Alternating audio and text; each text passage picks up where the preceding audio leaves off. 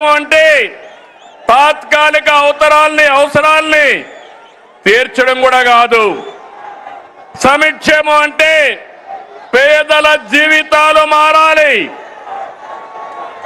పథకాలు అంటే పేదల జీవన ప్రమాణాలు పెరగాలి. అందుకే అన్ని వర్గాలతో చర్చించి 2024లో సూపర్ 6 హామీ మీకు ఇచ్చాం.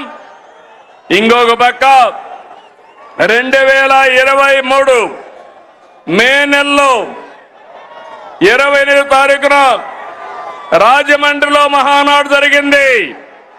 సూపర్ 6ను ప్రకటించాం. అదే సమయంలో కూటమి మేనిఫెస్టో కూడా ఇచ్చి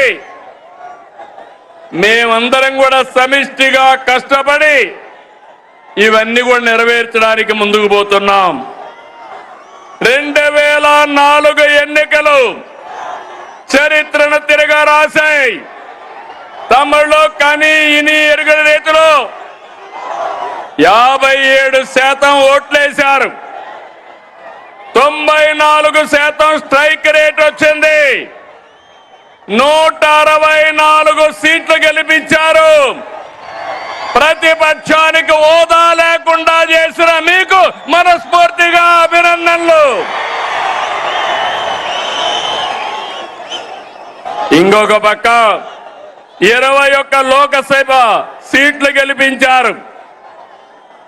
అయితే గత ప్రభుత్వం ప్రజావేదిక కూల్చివేతతో విధ్వంస పాలన మొదలుపెట్టి రాష్ట్రాన్ని అగాధంలోకి నెట్టేసింది.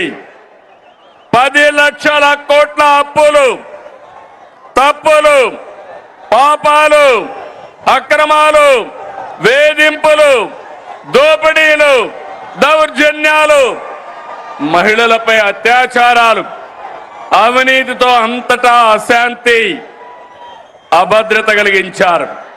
93 కేంద్ర ప్రాయోజిత పథకాల్ని నిలిపివేశారు.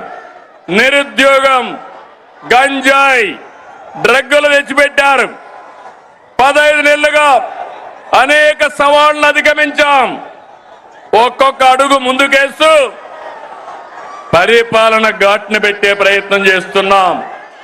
నిర్వీర్యమైన వ్యవస్థల సరిదిద్ది మాట ప్రకారం అన్ని పథకాలు మారుస్తున్నాం. అందులో భాగంగానే పేద మధ్యతరగతి ప్రజల జీవితాలు మార్చి సూపర్ 6 అమలు చేశాం. అందరి సహకారంతో సూపర్ 6 పథకాలని సూపర్ హిట్ చేసి మాట నిలబెట్టుకున్నామని మరొక్కసారి విజ్ఞప్తి చేస్తున్నాను. తమిళలో గుర్తుందా? సూపర్ 6 పైన నాడు వాళ్ళు ఏమన్నారో గుర్తుందా అని అడుగుతున్నా. సూపర్ 6 అంటే అవహేళన చేశారు. పింఛన్లు పెంపంటే అసాధ్యమన్నారు. పిల్లలందరికీ తల్లికి వందనం అంటే ట్రోలింగ్ చేశారు. మెగా డిఎస్సి అవ్వదన్నారు. దీపం వెలగదన్నారు. Free bus కదలదన్నారు. అవునా కాదా తమ్ముళ్ళు అని మిమ్మల్ని అడుగుతున్నా. ఇప్పుడు మీరు